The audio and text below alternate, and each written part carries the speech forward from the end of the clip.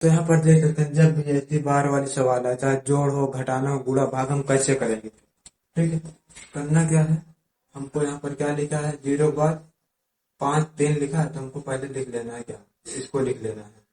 हमने डाल दिया यहाँ पर 53। उसके बाद माइनस क्या करना है, जिस पर हमारा बार है उसको घटा देना है। बटे में क्या करना है, जितने पर बार है उतनी बार ना, जितने पर नहीं उतना जीरो। ठीक है, ऐसे इसमें करना है। हमने यहाँ पर लिख दिया 17 माइनस का 1 बटे 9, उसके बाद 1 पर 0। अब इसको घटा देंगे तो आ जाएगा यहाँ पर 48 बटे 90, भाग का चिन्ह लगाएंगे, 16 बटे 90। अब हम इसको काट देंगे, 90 से 90 हमारा कट गया, 16 48, 3 आ गया आपका आंसर।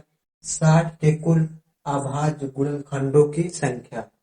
ठीक है, हमको 60 के अभाज्य गुणनखंड की संख्या बताना है, तो हम इसको पहले गुणनखंड इसका निकाल देंगे ऐसे। ठीक, ये 2 से हमारा कट जाएगा, 2 से 6, 2 जीरो 0, फिर 2 से काट देंगे, आ जाएगा 15, फिर 3 से काट देंगे, 3 पचे 15, फिर 5 से काट देंगे। और हमारा क्या है, 2 की पावर, इसको हम लिख सकते हैं 2 की पावर 2 गुणे 3 दिया एक बार, 3 की पावर 1 गुणे 5 की पावर 1। अब इसको जो पावर रहती है जोड़ देंगे, हमारा अभाज्य गुणनखंड आ जाएगा, 2 प्लस 1 प्लस 1।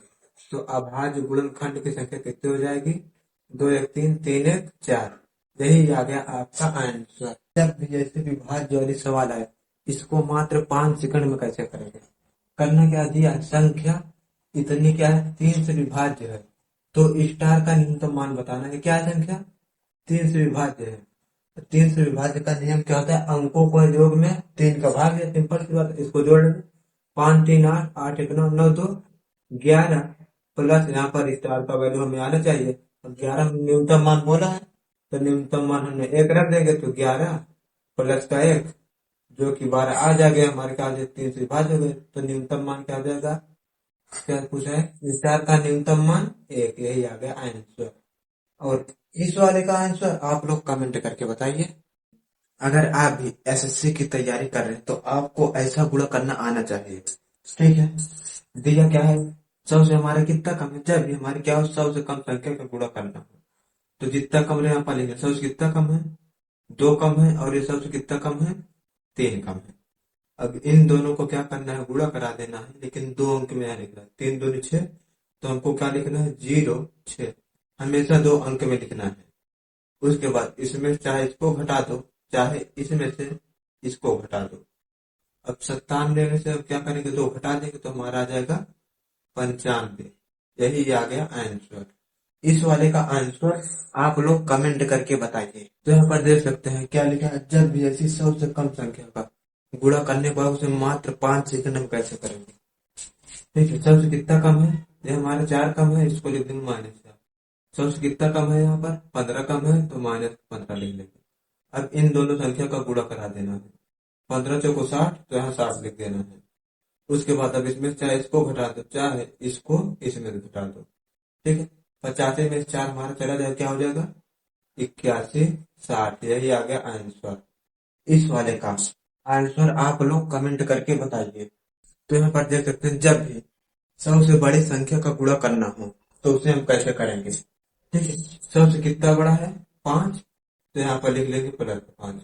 100 से कितना बड़ा है, 2, तो यहाँ प्लस का 2। इन दोनों का गुणा करा देंगे, 5 दूनी 10। अब इसमें चाहे इसको जोड़ दो, चाहे इस वाली संख्या में इसको जोड़ दो, 102 में हम 5 जोड़े, कितना हो जाएगा, 160। यही आ गया आपका आंसर। ठीक है, अब इस वाले का आंसर आप लोग कमेंट करके जरूर बताइए। जब भी ऐसी संख्या का गुणा करने को तो जाए, क्या दिया है, 100 से अधिक, तो इसको हम कैसे करेंगे।